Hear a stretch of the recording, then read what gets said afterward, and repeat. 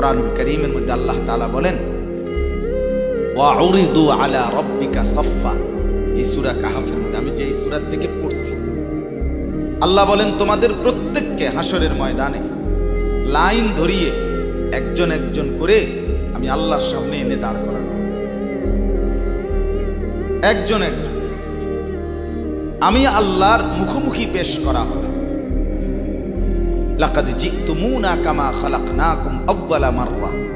আল্লাহ তাআলা তখন বলবে, বান্দা কি হলো, মনে কি পড়ে? আল্লাহ বলবেন, বান্দা মনে পড়ে তো যে অবস্থায় দুনিয়া গেছিলা, আজ ঠিক সেই অবস্থায় আমি আল্লাহর সামনে আসলাম। দুনিয়া থেকে যেদিন দুনিয়ায় গেছিলাম মায়ের পেট থেকে, সেদিন একাই গেছিলাম, আজ ঠিক একাই কার কাছে ফিরলাম? আমার সামনে। বাল জাআমতুম আল্লান নাজআলা লাকুম মাওঈদা।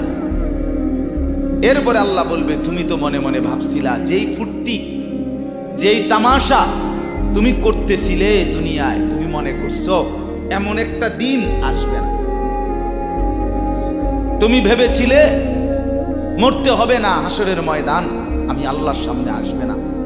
আজ দেখলাম, আজ চতুর্দিকে তাকিয়ে দেখো, এটা হাসরের ময়দান।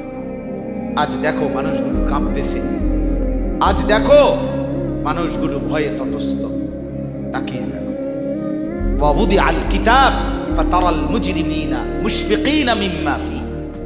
আল্লাহ বলেন প্রত্যেককে আমি আল্লাহর সামনে এনে তার আমলনামা তার সামনে রাখা হবে, আর আল্লাহ বলবে পড়ো, দেখো। প্রত্যেক নাফরমান পাপী নিজের জিন্দেগির গুনাহ আর নাফরমানি দেখে আল্লাহ বলেন কাঁপতে থাকে।